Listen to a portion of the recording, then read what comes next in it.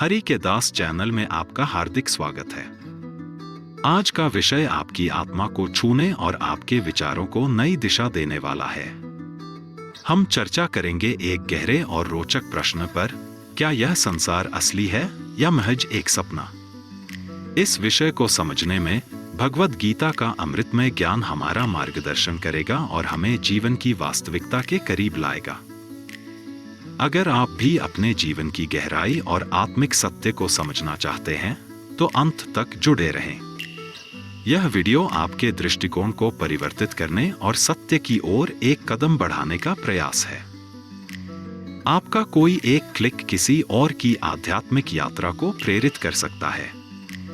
इसलिए लाइक करें, शेयर करें और हमारे चैनल हरि का दास को सब्सक्राइब करें। नए ज्ञान के लिए बेल आइकन जरूर दबाएं। आइए मिलकर इस आध्यात्मिक यात्रा की शुरुआत करें। जीवन की असलियत और शांति की खोज। भारत के किसी छोटे से गांव का दृश्य। सूरज ढल रहा है। एक युवा अर्जुन 30 साल का परेशान और चिंतित मन से नदी किनारे बैठा है। उसे ऐसा लगता है कि उसकी जिंदगी बेमतलब है। वह सोचता है, मैं इतनी मेहनत करता हूं, फिर भी शांति क्यों नहीं है? हर चीज मुझे खाली क्यों लगती है? इसी उधेड़-बुन में वह पास के पुराने मंदिर में जाता है, जहां एक साधु ध्यान कर रहे हैं। साधु उसे देखकर मुस्कुराते हैं और कहते हैं, बेटा, तुम्हारे चेहरे पर चिंता साफ दिख रही है। क्या बात है? अर्जुन झिझकते हुए कहता है, महाराज, मुझे लगता है जैसे मैं एक ऐसे जीवन में फंस गया हूं जो न तो सुख देता है और न शांति।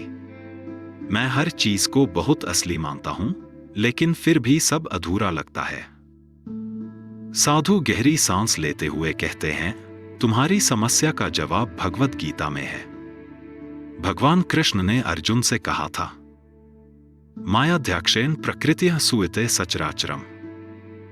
इसका अर्थ है, यह पूरा संसार भगवान की माया है। यह संसार असली नहीं, बल्कि तुम्हारी चेतना का प्रतिबिंब है, जैसे सपना।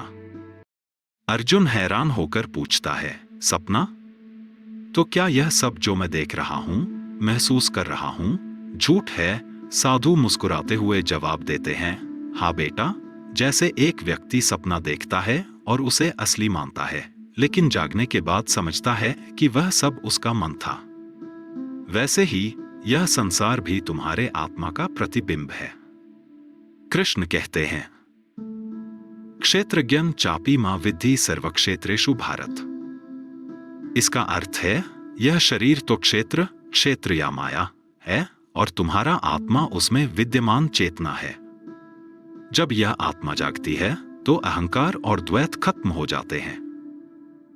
अर्जुन सोच में पड़ जाता है और फिर सवाल करता है, लेकिन महाराज, इस माया से कैसे बाहर निकला जा सकता है? साधु गीता का एक और श्लोक सुनाते हैं, ध्यानात् ध्यानयोगेन मनः संयमे मच्चित्तः। ध्यान ही वह साधन है जिससे मन को शांत किया जा सकता है। जैसे जैसे तुम मन पर नियंत्रण पाते हो, वैसे वैसे यह समझने लगते हो कि यह सब माया है। जब तुम अपनी चेतना में स्थिर हो जाते हो, तब सच्चा ज्ञान प्राप्त होता है। अर्जुन कहता है, लेकिन महाराज, यह ज्ञान हासिल करने के बाद क्या होता है? साधु अंत में कहते हैं, जब आत्मा जागती है, तो यह समझ में आता है कि सब कुछ एक ही चेतना है। कृष्ण ने कहा है, वसुदेवः सर्वमिति स महात्मा सुदुर्लभः। सब कुछ वासुदेव, परमात्मा ही है। द्वैत खत्म हो जाता है और केवल एक शुद्ध चेतना रह जाती है। यही सच्चाई है। अर्जुन अब हल्का महसूस करता है। वह साधु के चरणों में झुकता है और कहता है, महाराज, आपने मेरी आंखें खोल दी। अब मैं समझता हूं कि यह संसार एक सपना है और असली शांति आत्मा के जागरण में है।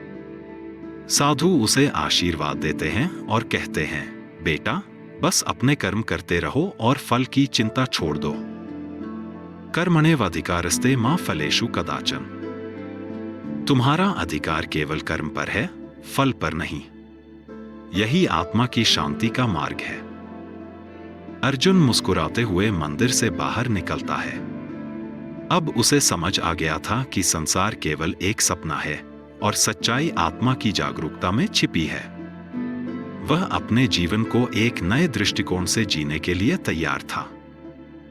यह कहानी हमें सिखाती है कि जब आत्मा जागती है तो माया का भ्रम खत्म हो जाता है और केवल शुद्ध चेतना, शांति और आनंद बचते हैं।